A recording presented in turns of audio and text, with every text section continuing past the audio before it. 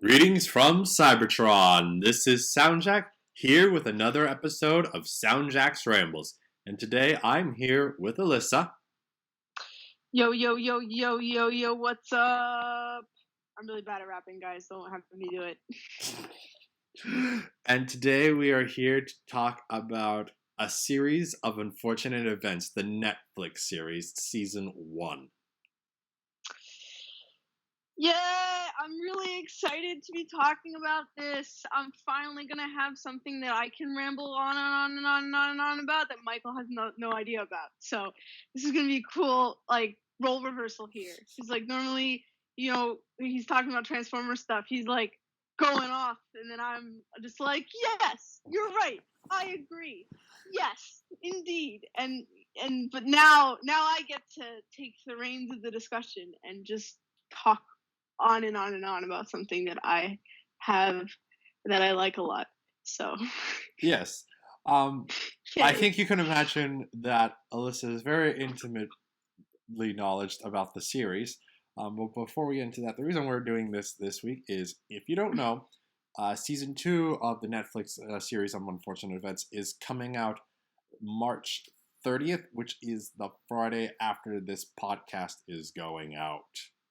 So, Spoilers ahead for Season 1. No spoilers for Season 2. We're just getting you ready for that discussion. So, go watch Season 1.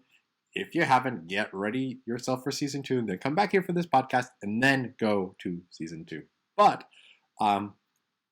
if you want to know what the series is, if you haven't seen it before going, Alyssa, can you please give us a summary of what this series is about?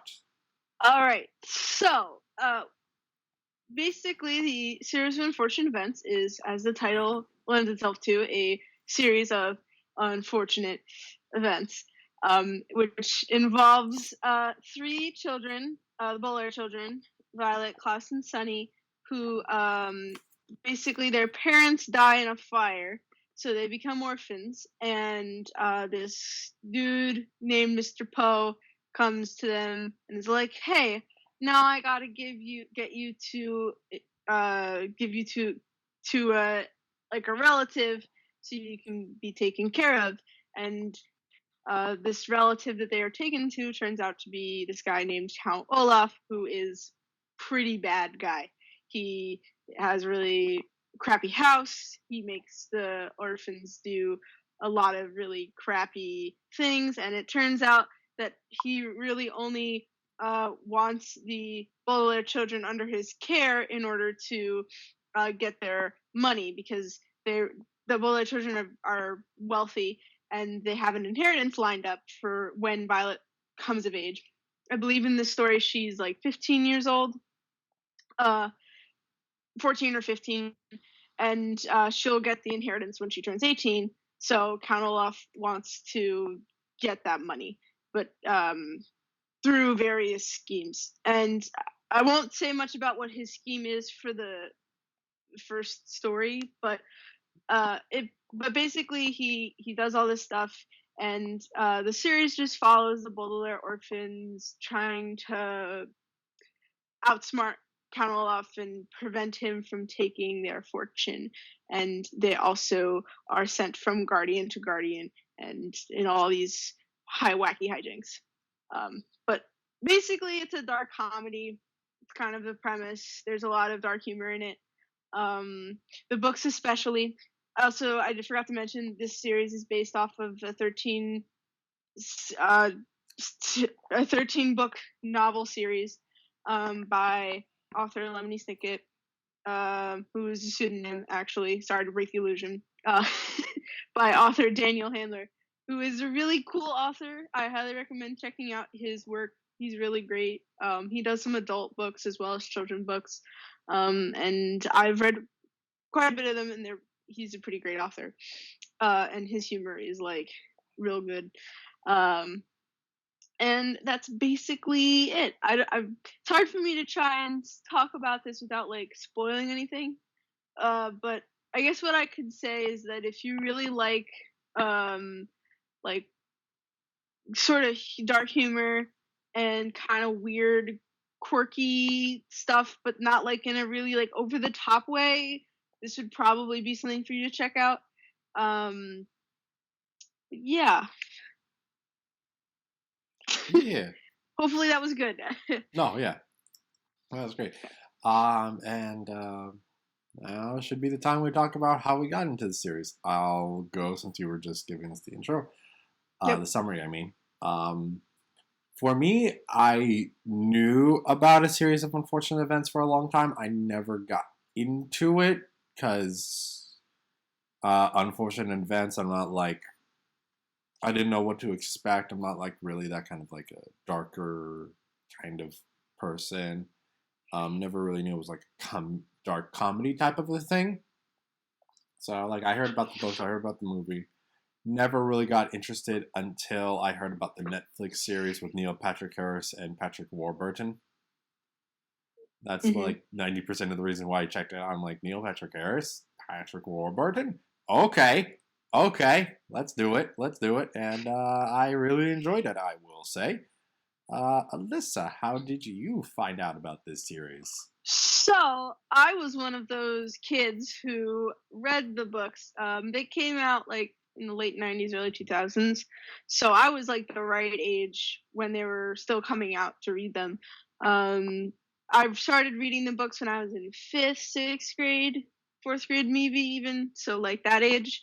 And I think I really was drawn to these books because they were so different from a lot of kids' books that are written for people at the time. Like typically, your typical kids' chapter book is either like, you know, a whimsical fantasy or, you know, a realistic fiction book in the likes of something like Junie B. Jones or, you know, Ramona Quimby or Judy Blume books, that kind of stuff. And that's not to say that those books aren't good. Like I like a lot of the books and I've read a lot of the books that I've mentioned, right? But Series of Unfortunate Events was such an oddball because not only does it not like cower away from dark stuff, like if you strip away a lot of the comedy in the books, a lot of really messed up stuff happens to these kids. Like lots of messed up stuff. But but the comedy kind of pulls you through it, and I think it was really great reading these books and thinking, you know, wow, like these books are talking about really weird things, and it just really piqued my interest. I remember when I was younger, I would like my grandma or someone would ask me like, "Oh, what are you reading?" And I'd be like, "Oh, it's this book about these kids whose parents died in a fire." And they're like, "That sounds horrible." And I'm like, "Yeah, I know. That's the point." And anyway, I really like these books, and I've been a big fan of them for like pretty much all my life. And now, I mean, even enough that I saw the movie that came out with Jim Carrey as Count Olaf, and that was like, I don't know, mid 2000s. I forget exactly what year that came out in, but that movie I did not like, for reasons I won't go into right now. But when I heard that they were doing a Netflix adaptation, I was like, that is perfect, because Series of Unfortunate Events feels like a story that is better suited to a format like a TV show rather than a movie. So I appreciate that. And also Daniel Handler is really heavily involved in it, which also gave me a lot of confidence. I will admit that there were some trailer aspects that I wasn't too like gung ho about, which we'll talk about later. But overall, I saw it and I was like, wow, this is pretty faithful to the book. So yeah. Sorry if that went too long. Again, this is the thing. This is the payback I get, right? This will like, be. This is my chance to be the nerd in the room. Yes, yes, it is. Yay. But yeah. And before we get into spoiler territories, would we recommend it? Yes, I would definitely would. If you're into funny things, and like I said before, sort of weird, quirky, dark comedy, like definitely check it out. I think it has appeal for both kids and adults. So, and also if you're a reader and you don't mind reading kids books, I would also recommend the novels. They're really good too. I mean, granted, they're probably not as like engaging as they would be to someone in their target audience, but there's still some stuff in there for adults too. So, yeah, on both of them, I'd recommend them. Yes. I cannot recommend the books just because I haven't read them, but I can definitely recommend this series. It is a wonderful series, wonderfully fun and tragic.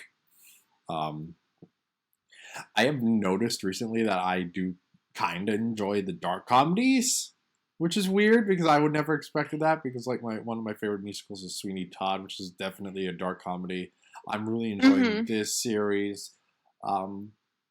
And all the story is great, the plot is great, the action is great, the actors are wonderful. It's a well put together series, and from my understanding, faithful. Yeah, there are some changes, but like I said, we can talk about that later. Yes. Like, how about now? Because we are now into spoiler territory. Sure. So you have been warned. Yes. Please, if you haven't seen the series yet, definitely give it a glance. I think it's worth your time. Okay, yeah. So what did you want to start talking about the series? I'll let you start, because like I could talk about, like I said, I can just jump off and just kind of ramble. Oh, so why don't you talk about what's important to you or what you want to speak to? Well, okay, so let's how's about we just start with the main person that got me, that I saw that I was like, okay, I'll watch the series because of Neil Patrick Harris as Count Olaf, who is the washed up actor who wants the money to be rich and all that fun stuff, and he's a terrible chap. Yep. I think so. It's interesting because in the books, Count Olaf is very much a mix of goofy and threatening. Like he reminds me a lot of Disney villains, you know, in the same sense that they're like Gaston, right? Like Gaston is kind of funny. You laugh at him, he makes some jokes, but at the same time, he can be really threatening and scare the crap out of you. Same thing with someone like I don't know, Captain Hook, also goofy but threatening. Like that's kind of how I envision Count Olaf. There are a lot of moments where he says some really funny lines. There are some really funny lines in the book too, but at the same time, he's like super creepy, and there's some really creepy scenes that the book has, and the movie, and that the series has, and I think this what makes him an interesting villain. He's likable in some ways, even though he's not. Like you don't like him, but you want to see what he does, which I think is really interesting. And I think Neil Patrick Harris grasps that a lot. I think he has the sort of charisma of that someone would need. Like you don't want to put an actor there who's going to make Count Olaf totally unlikable, because he has to be likable. Yeah. To some degree. Likable in the way that you like you know what I mean, right? Like yes. I'm not saying like likable as in, man, he's such a good guy. I mean more like likable as in you're engaged into what he's doing. Yes. I would also say that, you know, Jim Carrey, for the flaws in the movie version, I thought he was also a good choice for Count Olaf. I think that if he was in a better script, he would have done a great job. I think Jim Carrey has the capability of being a really likable actor, and he also kind of has the oddness to pull off sort of the quirky aspects of Count Olaf. Yeah. But I do think Daniel Patrick Harris is a good substitute. I think he does sort of have the confident assurance that Count Olaf has. And I will say, though, that I think they do play up the humor part of Count Olaf in this series a bit more than the creepy part of him, at least when compared to the book. But I don't know if, as someone who hasn't read the books, did you think he was like threatening? Yeah, definitely. It's not like nothing was like an empty threat, really. Yeah, no, I also, like I said, I'm not trying to say I didn't find him threatening at all, but I do think that in comparison to the book, he was like, they kind of lowered his threat level a little bit. Yeah. And they kind of amped up the comedy aspect of his character, which is interesting. Like there's this, I don't know if they did this scene in the reptile room episode, but I know it happened in the book. There's like, so like the Baudelaire's, you know, like Stefano, or like Count Olaf dressed as Stefano comes in, and he starts to like threaten the kids to not tell him, because the kids know that it's Count Olaf, but Uncle Monty's not convinced. Yeah. And he like tries to prevent him from doing this, and one of the ways he does is he like their like in the book they explain that their rooms are all like down a hallway. Like they all have their own room, and then Uncle Monty's room is down the hallway, and Stefano's room is in between them. And in order to prevent them from talking to him alone without him, he sits in the hallway in a chair and like swings a dagger at them, which as a kid was like the creepiest image. Like this guy is just staring at you like, you know what's gonna happen if you come in and try and tell him what I'm doing. And I don't think that scene was in the it was not, because I don't think we got that same setup of where their rooms were at the very we didn't get that setup, and that scene was, like I said, in the book, really creepy. So that to me, the fact that they took the scene out tells me that they were trying to make it a bit more comedic rather than dark. Yeah. So, but I still like this performance. I think Count Olaf definitely is probably one of the big stars of the show. And we were actually learning a lot about him in comparison to the books, which I also find interesting. There's a lot more hints about who he is and what his deal is, as opposed to, like, we find out more about him later in the later parts of the book. But this early on in like the first 5 novels, we don't know that much about his backstory, what's up with him. Yeah.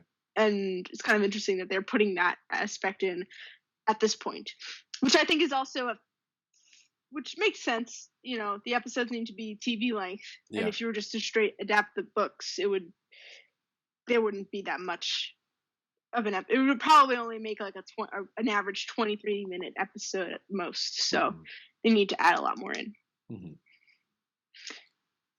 What anything that you want to say about Count Olaf from a perspective of someone who doesn't have the books to fill in on? God, the costumes. Yeah, all the different ways that he dresses up. Yeah. Like he looks very convincingly as different people. As much as you can while you're in costume. Yeah. And like, that's something I'm more willing to pass up on in like cartoon. Right. Not necessarily the same level of like Team Rocket and Pokemon like every episode. Like, they've got very striking hair colors that most people don't. How? Right. But in this, sometimes I'm just like, God damn it, adults. Can't you friggin' see? Yep. This is the classic book for the trope all adults are useless. It's like almost every adult in this entire series is absolutely useless. I think what's really nice about this one, that I think they really use the visual medium to their advantage, because this really gets across that like part of the reason why like Count Olaf is able to trick so many people is because he has the charisma and the confidence to make people think, oh, it can't be someone in disguise. He's just so confident that he's in these disguises. In the books, I guess because like there's no visuals to back it up, it's kind of harder to like get the sense as to why the adults are so fooled. I mean, like they point out, he has. But the kids are always aware that it is Count Olaf. Yeah. Yeah, they are.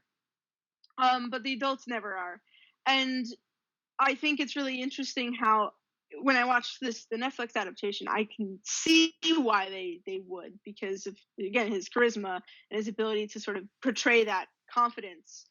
And like that confidence is important when you're putting on a disguise. Yes.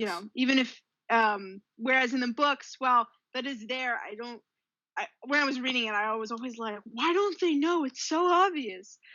But here, I almost understand why they don't immediately pick up on it. Yeah. So. Yeah. So that's Count Olaf. Yeah. Why don't you bring up another character that you wanted to talk about? Since the talking about the kids will probably require us talking about all the kids at once, let's go to Lemony Snicket himself. Oh, yes. That's the other character who is also really important even in the books. Yes. But I'll let you kind of talk about what you thought about it before I go on my spiel. Well, first of all, this is Patrick Warburton as playing as Lemony Snicket, who is the author of the stories, and he acknowledges he himself is the author, basically.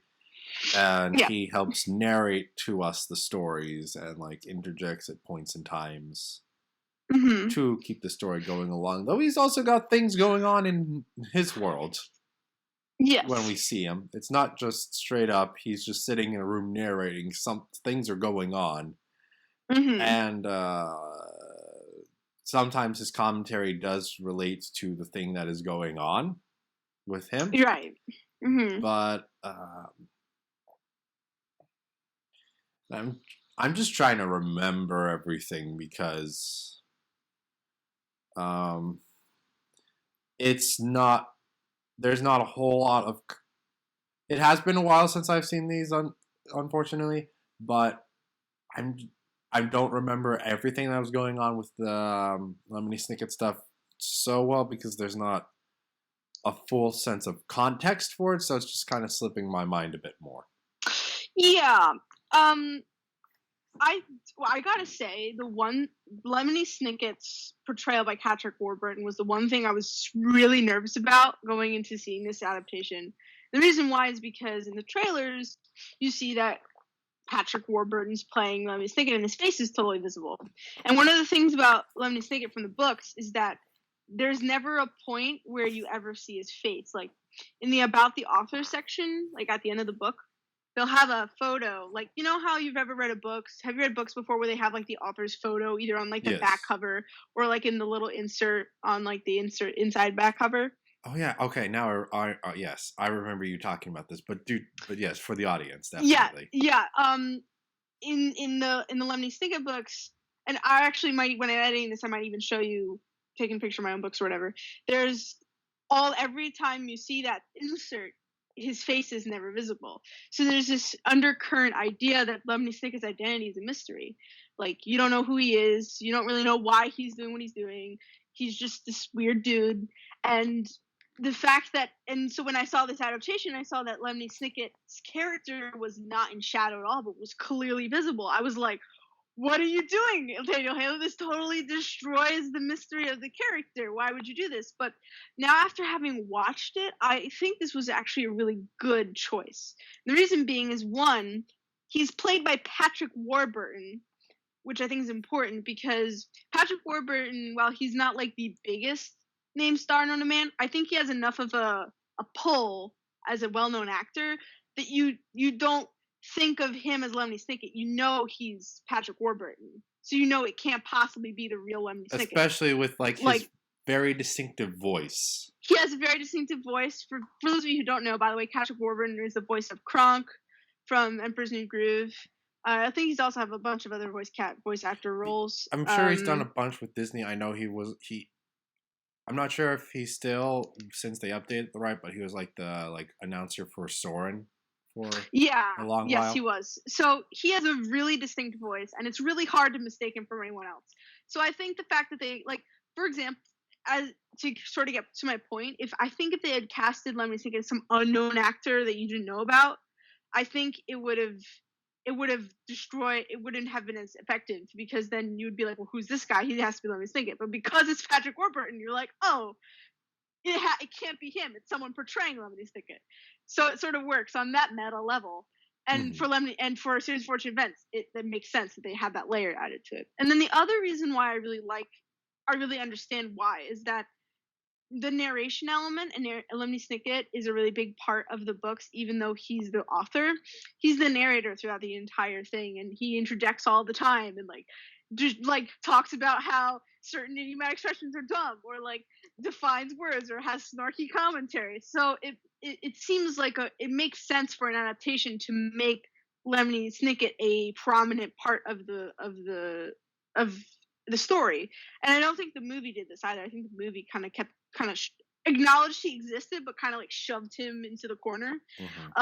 Whereas this one, incorporates him a lot more. And I also have to say that I think Patrick Warburton does a really good job acting as Lemony Snicket. I think you get the point across that he has sort of a dignified presence, but you also get the fact that he's on the run, and you kind of can tell that he's sad and like has a lot of weight to his shoulders, and he's really able to project this sense of someone who has a lot of regrets. And I don't know, I think he does a really good job portraying Lemony Snicket and like just acting really well. And like there's some moments in this story where you just see his face and you can just see what he's feeling. And I was really impressed by those moments. I was like, wow, you're doing a good job there.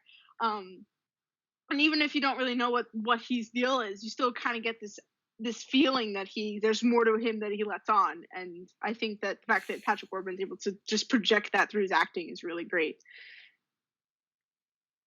You have a real face on. You were so close to saying the thing. What do you mean? There's more to him than he seems. Well, yeah. I mean, like that's not really a spoiler. No.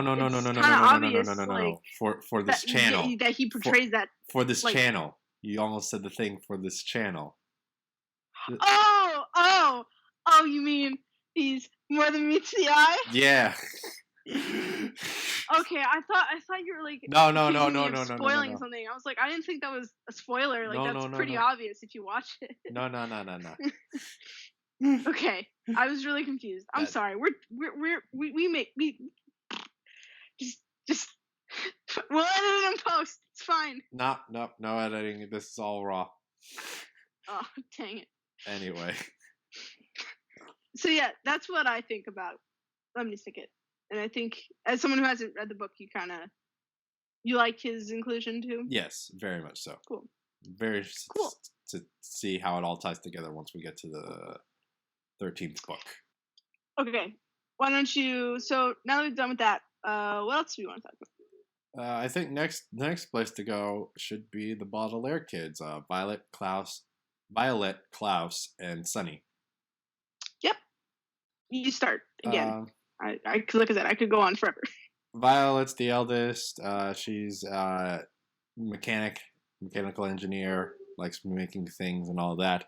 Klaus is middle child. He is very interested in the books and the learning and the literature and all of that.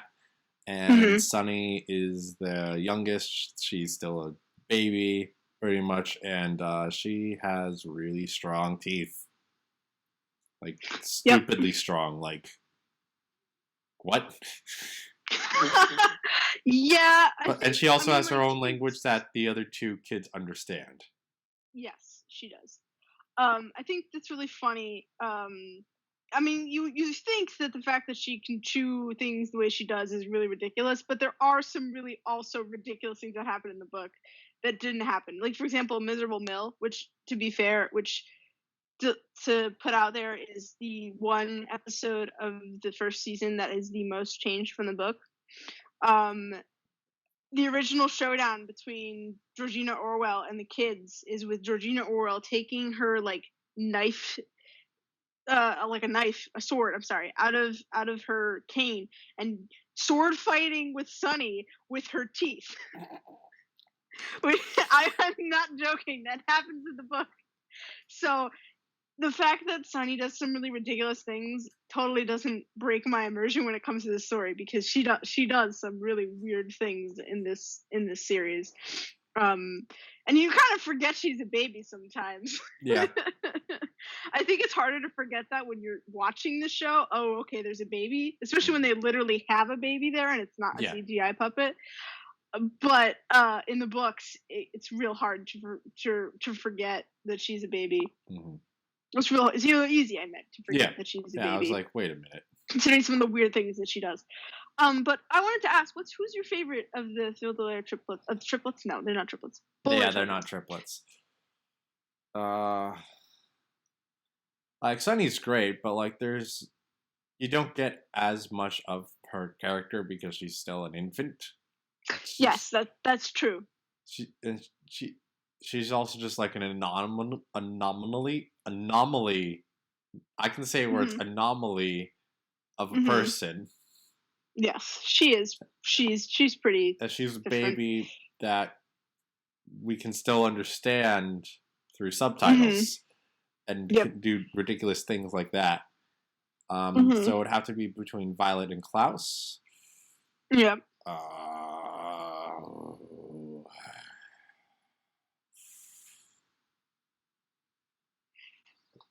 I don't know.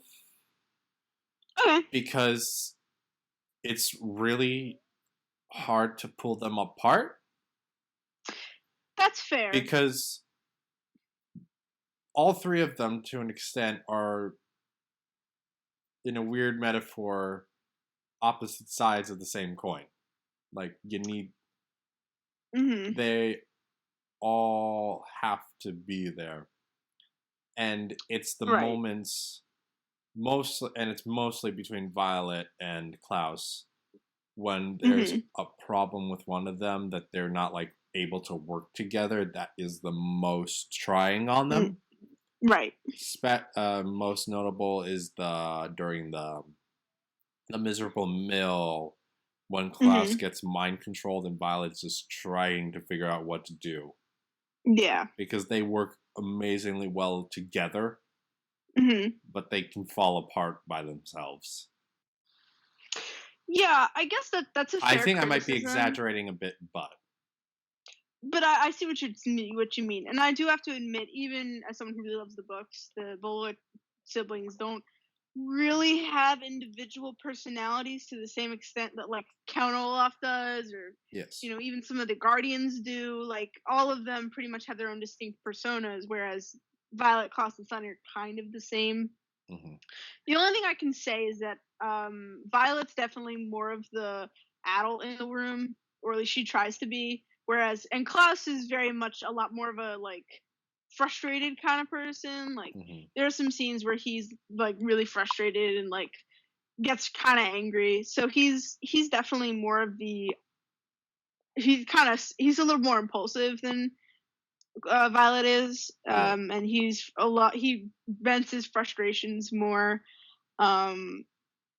than maybe Violet does. I mean, Violet also calls people out too, but she's not. Yeah. Like, and Klaus also takes care of, is also very paternal to an extent, but with Sunny at the very least. Oh yeah, definitely. They're both very caring towards Sunny, and like Klaus is more willing to, like, shove things in people's faces, whereas Violet's more willing to, like, think about things first before she acts. So I'd also say Sunny is a bit more cynical and or sarcastic than the others. Yes, that's true. Like, some of her lines are, like, real, like, scathing. So, which is funny because she's a baby. Like, you wouldn't and no one else can understand her. She's a cynic, and she's a literal infant. So that's pretty funny to me. Yeah. And even in the book, she sometimes can be a little sarcastic. But overall, I do agree that they are the most... I wouldn't say the Bowler's children are, like, the best when it comes to individual strong characters, like, in comparison to, like, other main characters in novels. And a lot of times they seem to play more as, like, the straight people to, like, the rest of the world, you know? Yes. But I do think... But I don't want to say too much about them, because the more interesting things happen, at least in my opinion, later on, and I don't want to, like, get into that now. So we'll just leave it at that. Yeah. So I think now that we've talked about, like, the major characters, are there any other characters that you liked that you wanted to bring up? Or nah? Mr. Poe is dumb as a sack of bricks. Oh my god, I hate Mr. Poe. I've hated him ever since I read the books. He is an utter useless pile. like the worst. He's, like, in my opinion, one of the worst characters. Not necessarily in, like, writing or execution, but in just horribleness, because he's just the epitome of neglect. Like, yes, he is what happens when you are so concerned about yourself that you don't care about what other people are doing. Like, it's almost to the point where it's almost pretty obvious that, like, that he's almost using the Bowler children as a way to make him look better. You know, oh, look at me, I'm helping these poor orphans find homes, even though all the homes they find for them are utter crap. Yeah. So yeah, I don't like him as a character. as a person. As a character, I think he's interesting, and I think he's also really clever because his name is Mr. Poe, and he coughs a lot, which is a reference to Edgar Allan Poe and his obsession with writing people who have tuberculosis. Oh, interesting. By the way, something that where I didn't add, but I think I want to mention is that this book, the book and the and the show have so much literary allusions. Like, oh my god, you could spend hours just listing all of the things that this series makes reference to. Like, even the names of the characters, like the Baudelaire children, literary allusion. It's a reference to the famous 19th century poet Charles Baudelaire, and he's famous for writing about. I read Charles Baudelaire's work, so yeah, yes. And there's even a poem of his in one of the books as a reference. His count, like Mr. Poe, again, reference to Edgar Allan Poe. I think his two children are even named Edgar and Allan, or Edgar and Albert or something, but it's a reference. Mm-hmm. I'm trying to think of some other ones. Lake Lachrymose from The Wide Window. Lachrymose is a word that means like sad or upsetting. Mm-hmm. And then Georgina Orwell. George Orwell? Oh yeah, Georgina Orwell, reference to George Orwell. The fact that, like, mind control and stuff. So literally every single major character, to some degree, has some sort of literary allusion tied to them. Okay. It's inescapable. Places often have them, like Damocles' Duck. Also in Wide Window is a reference to Damocles, who is in Greek myth. So just all over the place. They make references to everything. But I think what's really nice about it is that you can enjoy the show and not know about the references. Like, you didn't catch the reference to Mr. Poe, but you still find this character interesting. Like, you don't need to know that he's a reference to Edgar Allan Poe. And I think that where student suspicions is based on children's novels, and as a kid, even when I was reading it, I didn't get some of the references, but I got like their characters and I liked the story. So it just kind of adds like an interesting layer. So for adults who may get the references, it makes things funny. Like, for example, Uncle Monty. He's a reference to Monty Python because he's Monty Python because he has Python. It's so funny. I'm so mad now. I'm so mad. You didn't realize that was the joke? No. Oh my god, you even have Monty Python and the Holy Grail in your room, right? Right now, right as we're talking? I bought it like a few weeks ago and I saw this last year. Oh my god, but that's fair. But even then, like, it's the funny part about him is even that his name is Montgomery, which is hilarious. Even on its own, you didn't need to know anything about like things. There's like a funny line about the Virginia Woolf snake, who is told that she can never be put near a typewriter because that's a reference to the famous author Virginia Woolf. Yep. It's like, but the funny joke is that, like, it's why would you need to put a snake near a typewriter? Why is that dangerous? Who knows? Yeah. But yeah. I think the literary allusions do make this story funny, and like, all the puns. This story has all the puns. Like, the whole reason why Count Olaf was able to get the children into his care is because he was a close relative, but not because he was a close relative lineage wise. He was a close relative as in he was the closest relative in the area, which is like the most hilarious thing. One of my favorite jokes in the show too is the fact that in the Miserable Mill, the new Guardians are Sir and Charles. Sir, who runs the lumber mill, Lucky Smells lumber mill, and his partner Charles. But they mean partner in both the business partner way and the like domestic partners way, which is really funny because then he's like, "But you're my partner," and it's like it's a double pun. And what's really interesting about that is that joke's also in the books. But to be fair, it can totally go over your head. Like, it went over my head when I was reading it. I did not realize that was a joke. Mm-hmm. But that's a really funny joke that I like about. I don't know. This series has tons of wordplay. So if you're into wordplay like I am, this is also your jam. Yeah. Yeah. So the characters I think that are most deserving of being mentioned are the Mm-hmm. father and the mother. Oh yeah, that part. Okay, so why don't you talk about it and then I'll talk about it, or do you think we should do the other way around? I'll talk about it because I feel that there are differences about how this plays out because of how the TV series is set up as opposed to the books. I do not know this. I could be completely wrong. Mm-hmm. For these first 8 episodes, because each book is into 2 parts. These first 8 episodes, well, technically 7 because it's like the 8th episode where we figure out, oh no, it's not.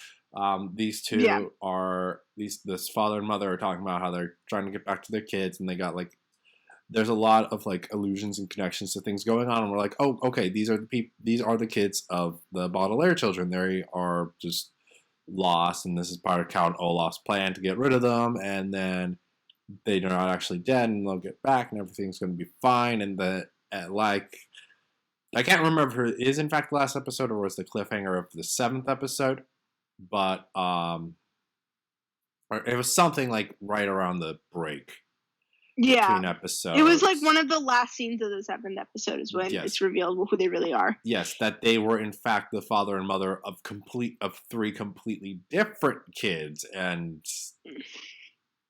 but they are still involved with this whole like secret society thingy going on. Mm-hmm. And then we don't get anything more of that for currently. So I have to say, so obviously, like I said, I've read all the books. When I saw this happen, I was like really confused because I was like, what? And what's really great about it is that, I mean, like, for those, there wasn't anything similar that happened in the first 5 books. Like, there was never any, like, hints or any, like, potential, like, oh, maybe they're alive. Like, it's pretty much a given fact that they're dead in those books. So, this was completely in addition to for the adaptation. So I was like, why? Like, what is he doing here? And so for the first like couple episodes, I was like, well, they could bring them back maybe. Like, you know, but I was assuming that, like, I wasn't sure where they were going with it. But then in the 7th episode, they show the 3 children receiving like pancakes. Like, I think there was a joke that Lemony made, and I was like, I know who those characters are because they're actually those 3 children are actually characters that come in later. I mean, that's not a spoiler because you see them at the end of 8. Those are the 3 kids at the boarding school. Yes. So they come in. So they're characters that are introduced. So when I saw them, I knew who they were, and I was like, oh, I see what they're doing. And then by the time the reveal comes around, I'm like, oh, okay, it's their parents. Like, it can't be. There's no way that they're alive, and because that would ruin what happens in the future. So like, yeah. So I caught onto it pretty fast just because of the fact that I've like read the books. But even as someone who has read the books, I was still kind of like not sure what they were doing. Like, if that reveal hadn't happened, they could have extended that for like the rest of the series or something. Mm-hmm.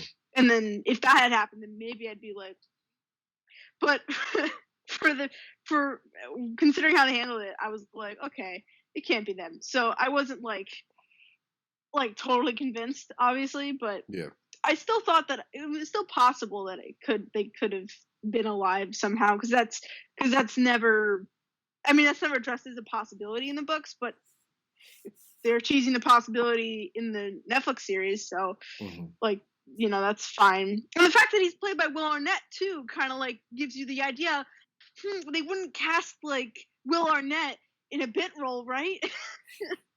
But that's totally the joke too, which is why I like the series so much, like, because they're using meta stuff to trip up the audience. Whereas, oh no, Will Arnett, he was just cast in a bit role, I guess. Yeah, fine. Yeah, and it also serves to sort of give you more insight that there's a secret society and that things are happening. So that's interesting too. Yeah. So the parents, I mean, they don't have any characters, but I think it was a good like bait and switch. Yeah. Especially for people like you who haven't read the books. I think it was a good thing to do. Yes. And it keeps you on your toes, which is great. Yeah. And it also keeps the people who've read the books on their toes, which is also great. And what I would expect from the series. Yes. All right. So is there? How are we doing on time? We are 40-some minutes. Okay. So let's. What do you want to? Let's move on. Just talking about the episodes themselves as in general. Okay. Well, I'll let you again. Let's just start from the bad beginning. Aha! See what I did there? So what did you think about the bad beginning? Was it a good beginning, even though it's a bad beginning? Yes. For setting up the series, that's like the best way to do it. This could that could honestly be its own like single thing. The book. Mm-hmm. Besides like the whole mother-father thing and the fact we knew this was going to be the series, if this was like 90% like straight adaptation of the book, I could totally see that being a solid like one-off story in case the series did not continue. Even though it was called Series Unfortunate Events. I don't know about the publishing, but like again, very solid opening, very pretty much well contained, except for like we gotta take you to another relative now, and they couldn't be adopted by the nice librarian lady from across the street. Justice Strauss. Yes. By the way, played by Joan Cusack, she does a great job as Justice Strauss. Also one of my favorite performances. Yeah. She like captures sort of the like well-meaning person, but also kind of clueless. Yes. Which is good. I like her a lot. Yeah. Joan Cusack is a good actress. Yeah. And we definitely get solid establishment of like who the kids are, who Count Olaf being a terrible person, Mr. Poe being a complete dunce. Yes. I think like in this first episode, like I'll take that back. I don't think he's a complete dunce in this episode. I think he's a very solid dunce. Once we get into at least episode 2, then he starts becoming a complete dunce. Yeah. By episode 3, I'm like, oh my god, just stop. Oh my gosh, yeah. He again is one of those people in the book that you're just like, ugh, I hate this guy. Yeah. Yes. Did you? So, what did you think of Count Olaf's henchmen? Because they're have a prominent role in this book. They were fun. They're terrible, but they're fun. They're interesting. It's interesting how they came back differently for the different later episodes. Yep. It makes sense for him to like have a troop. It does. Also, I will say, they are much meaner in the books. Like they don't have any sympathy for the kids for the most part. I can believe that from what I've heard from the books so far, but also like I do get not necessarily like they don't care for the kids, but a couple of them would be more like, how about we don't hurt them or kill them? Which I mean, they give these guys a bit more humanity, which I don't mind. Well, granted, the plan is not to kill them because if they're dead, he can't get the money. Well, yeah. But, no, yeah, they're a good fun pack. Interesting pack, certainly. Trying to think. The play was really weird. The play was great and really, really weird. It's actually really funny because we don't actually see much of the play in the book. Yeah. I mean, obviously we see the scene where Count Olaf tries to marry Violet, which, by the way, real creepy. Yes. And again, even creepier in the book. Whew. There's some strange and probably maybe even unintentional undertones. Anyway, I think the play was well done and is strange and bad, but in a funny, good way. Yeah. Also, the fact that Sunny freeze herself because she plays cards with the hook-handed man. Yes. That didn't happen in the book. That was totally added for the adaptation, and I laughed so hard.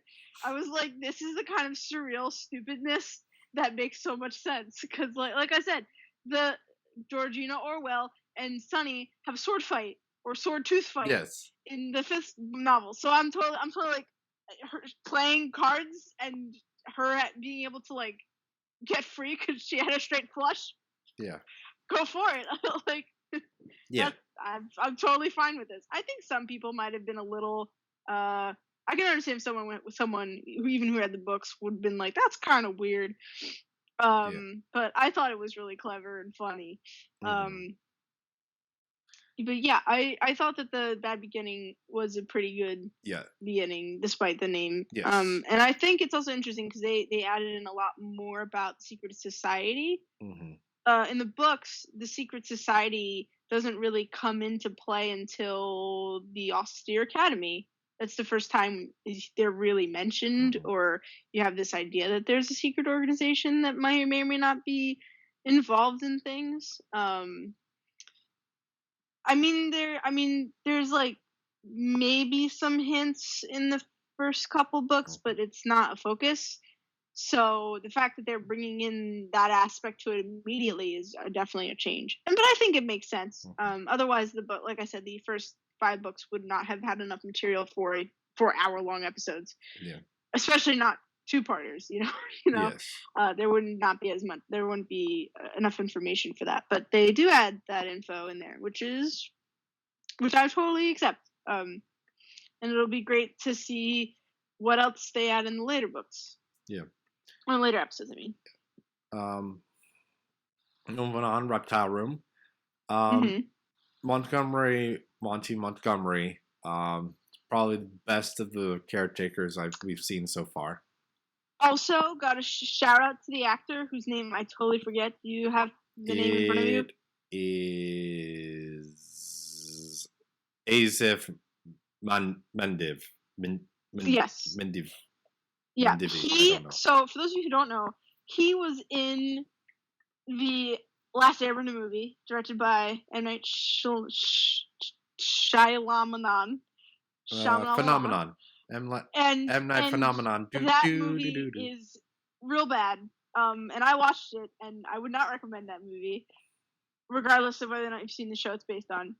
But I have to say his name again. Asif Mandvi. Let's go with that. It was probably one of the better, if not best, actors in that movie, and it's really nice to see him in a project that is not utter crap. And I think he does a really great job playing Uncle Monty. He's very charismatic. He gets that warm, loving aspect of Uncle Monty, and he's also clueless. Although he's not, I guess he's the least clueless, but he's also not particularly there yet. So he after a while, the kids are able to get to him and be like, yeah, this is, it is Count Olaf. And like, oh, we should get going. All right, we'll play along for now. We'll figure out where to go, and then that was that episode. Well, I don't know. I don't think Uncle Monty ever figures out that he's Count Olaf. I mean, he's suspicious, but he thinks that he's from the Herpetological Society and is trying to undermine. Oh yes, work. That's right. He never figures out that it's Count Olaf. I mean, he's suspicious of him, and he's like, "We'll get out of Dodge," but he's not like. It's not because, and I guess forgot the children about that. are kind of convinced because they think he thinks it's Count Olaf, but no, he never figures it out. Yeah. Before he unfortunately dies. Yup. Why do the good ones have to die so young? But that was an interesting series, couple episodes, mostly with Montgomery. I'm actually don't remember most of the second part of the Reptile Room because I mostly remember the Monty stuff. Yeah. Though I remember like an autopsy, just them trying to figure out how Montgomery died from the snake. And they're like, but that snake's not poisonous. It could have been that snake. Someone had to have killed him purposefully. And it had to have been Stefano because he's freaking Count Olaf. Yeah, and actually it's really cool because that episode is very, like, kind of, like, it's kind of cool because the village doesn't have to, like, get evidence and, like, prove their case. Yeah. There's also in the books, there's the famous page of Evers, where literally, because at one point Violet's, like, messing with a lamp, and then, like, Lemony Snicket takes the time on his day to be like, by the way, kids, don't do this at home. But in order to do this, he says, you should never, ever, ever, ever, ever, ever, ever, ever, and then continues for a page, ever, ever, ever deal with electrical appliances. And it's a funny part of the book. Yeah. I don't think they do that in the adaptation though, which is unfortunate. But then again, how would you replicate that in a visual medium? Probably not well. Spend 5 minutes just repeating the word ever. Yeah, you could do that. Which would probably get annoying to some extent. Because of the book, like, is going on per page, but you can see literally every single word as a page, so you don't literally have to read every single word. You can just skim through that whole page and get the gist. Yeah. Rather than having which is, again, probably why they didn't do something like that for the show, which, again, makes sense. Because adaptations. How are we doing on time? We're good. Well, almost an hour. We got enough time to talk about the last 2 episodes briefly, I'd say. Okay. The Wide Window. Holy crap, Aunt Josephine was off a rocker. Yeah. Okay, let me tell you. So she is probably one of the biggest problems that I had with the original movie adaptation, because they had Aunt Josephine, and she was played by Meryl Streep, who I like as an actress, but God, the worst part about that book is that, like, the whole point of Aunt Josephine's character is that she has irrational fears. She, is afraid that the phone's going to shock her, even though it's really unlikely that it will. Mm-hmm. And, like, the person she should be afraid of, Count Olaf, she is afraid of, but she basically, jumps out a window at the expense of the kids and doesn't protect them, which is not what you're supposed to do. She very much values her own self-preservation. But in the movie, they establish her as having all these fears, but then when the house starts to fall apart and the bullet children are still in it, all of the things that she was afraid would happens. Like, she mentions before that she's afraid that the doorknob would smash into a million pieces if you touch it, and then it smashes a million pieces. And I don't like that part because, like, the whole point of her character is to show how irrational fears are not healthy and can be detrimental to you. But in this scenario, for whatever reason, the movie, they decided it would be better to show her fears actually coming through, which I take a lot of umbrage with. But that's the movie and not the series. Yeah, that's fair. That was just a rant. But in this one, they actually show that her rational fears are indeed not good, and the bullet children have to be the ones to save her because she's incapable of doing things on her own without help. Oh boy. Yeah. Also, fun fact: Wide Window has a cameo from Daniel Handler. Yep, I saw that in the cast listing. Yep. I think he's like one of the sellers in the marketplace. Yeah, fish head salesperson. Yep. So if you want to see the guy behind the scenes, there he is. Yep. In front of the scene. Yep. Yeah, and I really like this episode. I also think it's one of those moments. There's like a really good quiet moment with Patrick Warburton as Lemony Snicket where he's talking about, like, sort of, I forget exactly what he's talking about, but there's just a moment where he's just quiet and, like, looking sad, and then, like, he puts his hat back on his head, and I don't know, that moment was really great, and I really like that part. Yeah. I think also the Wide Window is the episode with the best Count Olaf disguise. Oh yeah, Captain Sham. By the way, Captain Sham, that's like the best name. Yep. I just and then to move on to the Miserable Mill, I like that it's a change of pace. I'm so glad that they didn't do 4 separate relatives, 4 books in a row. That the third one, they ran away.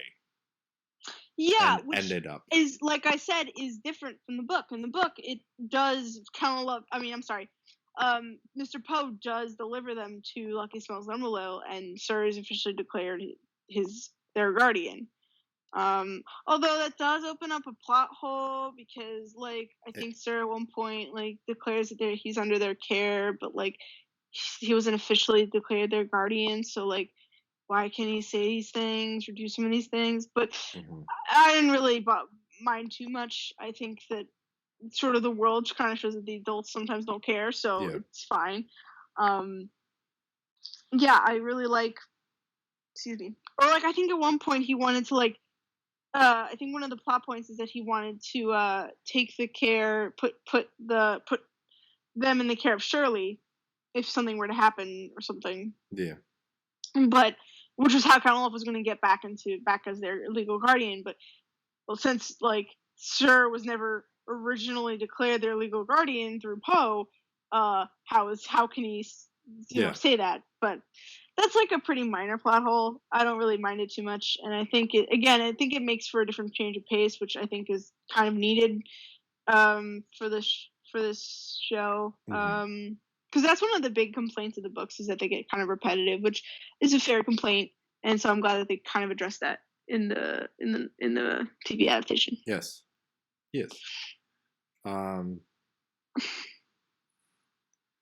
That couple episodes was really sucky for those kids, though. Oh God, yeah. Just in terms of an overall, because in the reptile room, definitely sucky that their guardian that they actually died. Real sucky, the house ended up falling in the wide window. But for the better part of those 2 episodes, they had good things going on in their lives. Yeah. They had good things. They maybe not so much in the wide window, just because Aunt Josephine was incredibly neurotic. Right. It was neurotic with all of her paranoias and whatnot, but definitely the reptile room was the best experience that those kids have had since the series has started. And this one is probably down, not quite the bad beginning experience they've had. The experience they had in the bad beginning, but probably the next worst one, because they're just child labor, and then one of them gets mind controlled. And yeah, definitely also a good place for the season finale. Yeah, I definitely agree. I also think that they dealt with Georgina Orwell's death much less grisly in this adaptation, because in the books she gets chopped to pieces by the saw. She was just thrown in a fire, right? No, yeah, she gets tossed into the incinerator or whatever that they have there. I just remembered the weirdest part of this episode. It's the one guy who gets his leg crushed. Yes. And he doesn't lose his leg. His leg is just permanently pancaked on his body. Yes. Yes, that is the thing that happens. And that was Klaus's fault because of the mind control. Yes. Yes, it was.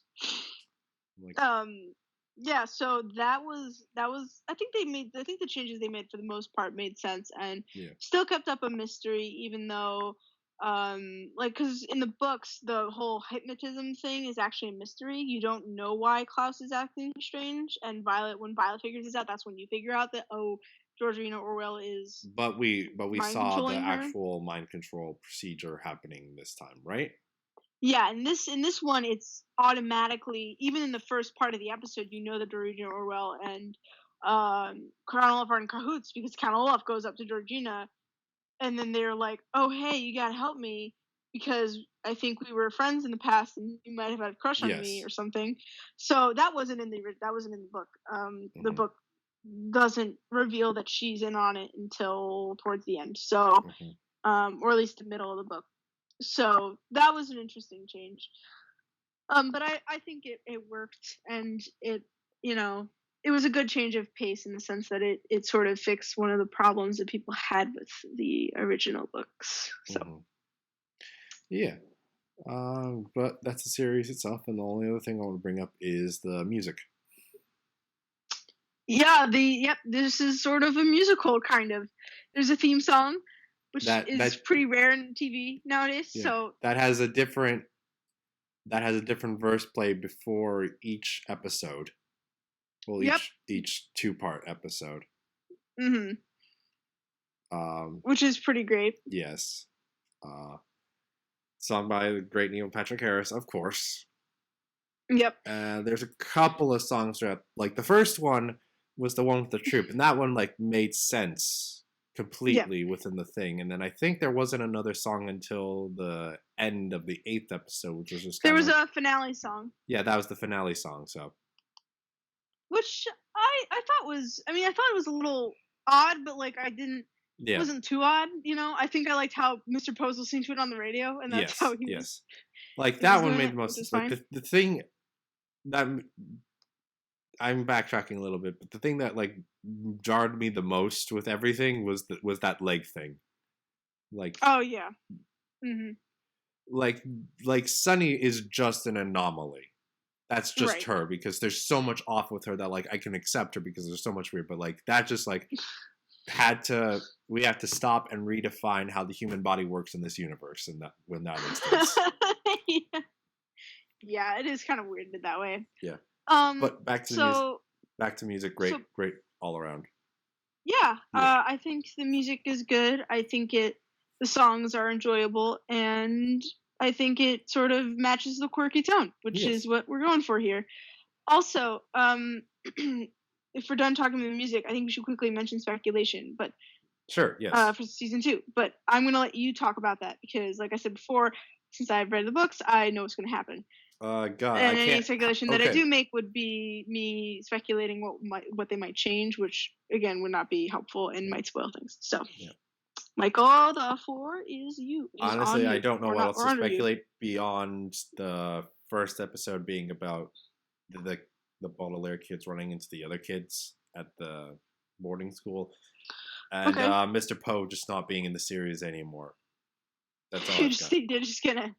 He's just gone. He's just gone. Yeah, he left the boarding school. There's going to be no more need for him. He's just done. He's just done with it. Is that wishful thinking, or that's honest speculation? That's literally what I thought when I saw the end of the episode. I'm not sure if that's the case, but like when I watched the end of that 8th episode, like he was saying like goodbye. Well, goodbye, kids. I'm like, wait, is he gone? Is he out of this series? Thank goodness, yes. Genuine thoughts. Everyone hates Mr. Poe. So it's fine. But let me know: is he in fact out of the series, or? I won't tell you. Oh, I can't tell you. Fine. I can't tell you that. He might be. He might not.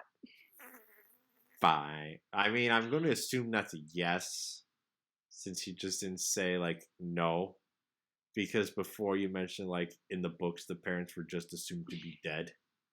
And there was no mention. Well, yeah, in the first 4 books, they're assumed to be dead. Oh, in the first 4 only. I thought you mentioned throughout the whole series. It was just. I mean, they could be only presumed dead in the whole series, or they could not be. Okay. Okay. I thought you said for the whole thing. I'm trying not to spoil anything. That's like my goal. I think no. Even if I said no to either of those 2 things, it would be a spoiler. So. Okay. I'll leave the possibilities open, and I'll let you speculate. It's true, but so those are the only 2 speculations you had? I mean, that's all I can think of because, like, the individual episodes themselves are so self-contained. That's fair. That beyond the plot of Olaf coming back to try to get the money out of the kids is all I can really go on. What about the secret society stuff? Oh, that's true. I don't know. What do you think about that? I don't think we're gonna figure the. I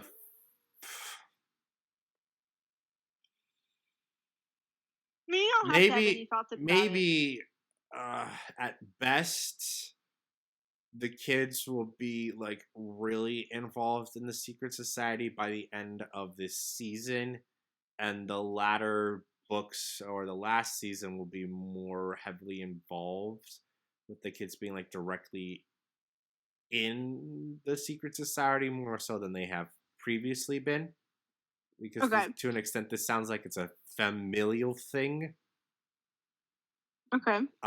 But they'll be like more aware and more actively involved with the secret society stuff, unless if it's a thing that's like not completely revealed to them until like the last couple of books, chapters, episodes, whatever. That's all I can go on.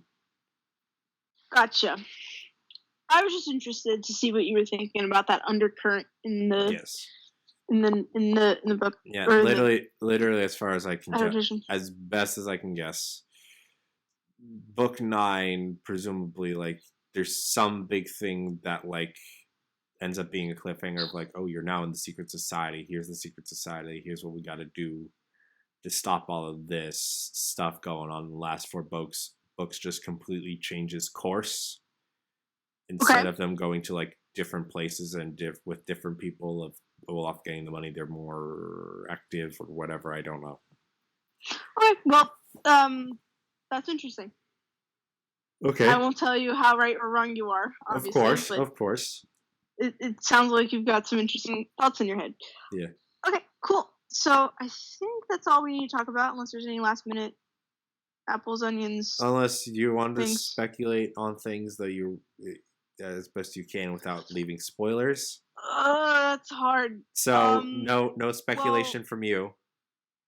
As I've said before, the secret society stuff wasn't ever really mentioned that heavily until the Austere Academy in the original books. Mm-hmm. So I guess the only speculation that I can really make is that undercurrent is going to be probably going to be stronger than it was in these books, in the episodes, than they were in the books. But like that's the only thing I feel like I want to say. I mean, there's already like things that were implied in the book that are outright like confirmed here that were not confirmed in the book, but mm-hmm. I won't tell you what those things are because that would also be spoilers. And yeah, that's all I'm going to say is that I think the secret society stuff is being pushed to the forefront earlier than in the books, and that there are also some elements that were hinted at being a thing but weren't outright confirmed or even made an appearance until the adaptations. And like I said, I won't mention what exactly it is I'm referencing because I don't want to spoil you. Yes. So yes. that's all I'll say. All good. But I pretty much that's all we've got. Yep. Again, this is a series we both heavily recommend. If you have not seen it for some reason, definitely go watch it. If you have seen it, get yourselves hyped for season 2. Yep, and it's coming out March 30th. March 30th after this podcast comes out. After this podcast comes out. That's all I'll say. But definitely highly recommended from the both of us, both from someone who has heavily read the series and someone who has had no experience with the series of unfortunate events before the series. And again, It's on Netflix. You can watch it on Netflix anytime you want. But that is all we have to say. So thank you for watching. If you enjoyed, please like and share this video and subscribe for the subscribe to the channel. You can also follow me on Twitter and Instagram at SoundJack426. And also please consider donating on my Patreon page to help support the channel. All the links will be in the description below. Thanks for tuning in. This is SoundJack and Alyssa signing off.